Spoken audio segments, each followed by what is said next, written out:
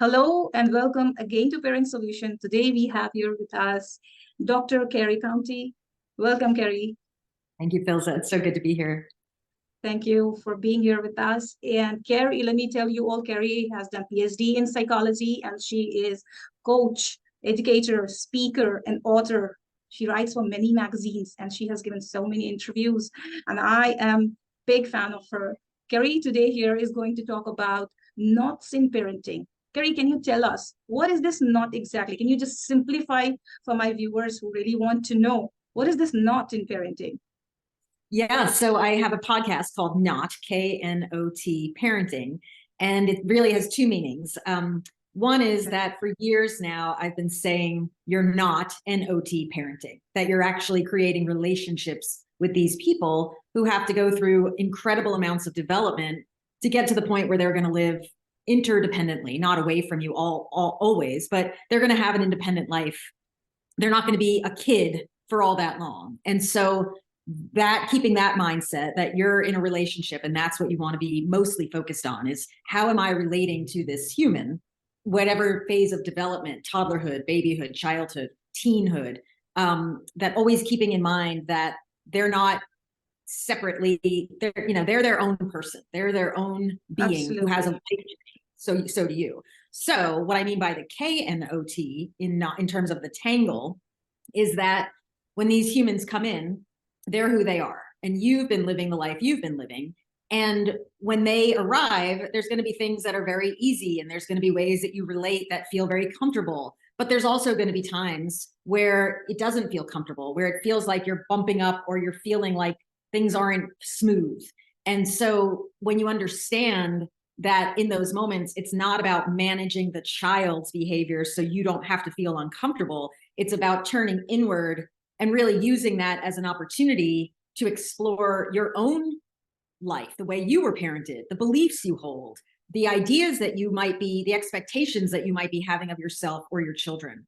That the idea that it's inevitable that when you're in any relationship, but especially an intimate relationship with somebody that you call your child, that you might have this idea that they should be a certain way or you should be a certain way. And I use that word with quotes because I don't like the word should. I think it's damaging to us. So when you think about the idea that there's going to be times of flow and then there's going to be times of tangles, and instead of trying to fix the tangle by making something different out there, you really go in and go, ooh, there's an opportunity for me to understand myself a little more clearly and have a little more self-awareness. Like, why did that trigger me? Or why does that hook me? Or why am I getting dysregulated or stirred up or wobbly in this scenario? Does that make sense? Absolutely. Absolutely. Like looking under the surface. Yes. What is the real reason behind it and working there, not on the surface. Yeah. Like, yeah. And there was a big shock in my life. And I came to know that it was never about my children. I always thought that they need to understand. Yeah. And how shocking it is that they are such a young human being. They don't understand anything. It's me who need to understand. It's me who need to work. So it's absolutely understandable. Can you tell our viewers how, as a parent, can we focus on our day-to-day knots? Like there is always some belief about ourselves. Like I am not confident most of the time. Like so much of confusions are there. Can you give us a few tips, just quick tips so that we can work towards it? Yeah. So my first tip is compassion. I love that word. And I think it's something we're all learning and always cultivating that skill of having more compassion for ourselves and for others. You know, the idea that if you pull the perspective scope way back, we've never been, you've never been you, they've never been them, you've never been in this phase of life with each other. The world is the way it is. Like when we have that compassion for, oh, I don't know how to handle this, or I am dysregulated and I am acting in ways that are unsavory. So first and foremost is really just like tending that part of ourselves that feels so vulnerable, especially in parenting. So that's one. And then the second is really learning how to slow it all down and make space that when we're going through life, there's a certain momentum that gets going. And if we don't, what I say, pop out, if we don't pull ourselves out and notice like, wait, how am I thinking? And what am I feeling? And what is this deeper knowing? Like when we pause, when we make space there's this wisdom that inevitably can come through. It's in us. It's an inner knowing. I talk about, like, my real intention around helping humans is to help them know and trust themselves deeply. And so in my world, pausing is like our primary tool in becoming more self-aware and becoming more clear and having more compassion for ourselves and our people. So, when a child is melting down at the grocery store, let's say, and a parent has been practicing pausing and having compassion and being more aware of themselves, they can start to notice, instead of thinking, oh, I've got to change that kid's behavior, which is potentially can get very messy and even more knotted up, tangly. But if there's an awareness of, like, oh, you're having a hard time. Ooh, I can feel wow, let me pause. Okay. Whew, let's take a breath. All right, you're getting worked up. That's not my fault. It's not your fault. Compassion. Let's take a breath.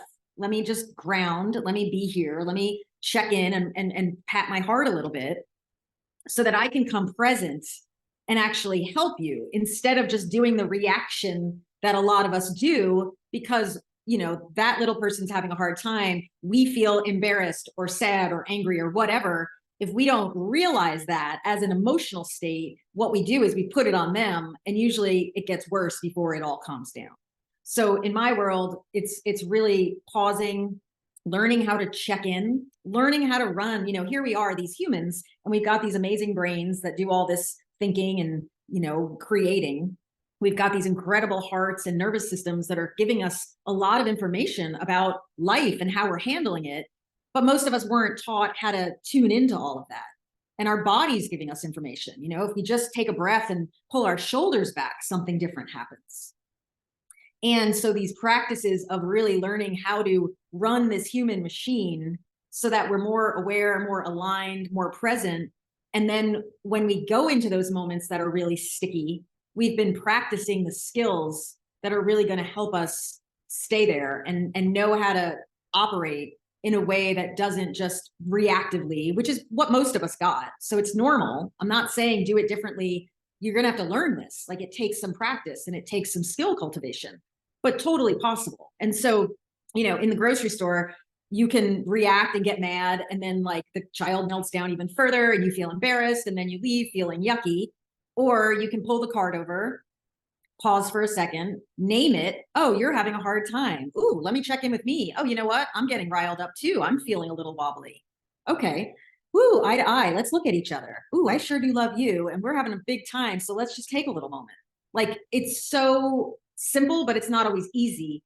And it really requires becoming more aware and more practiced, but mainly in just slowing down.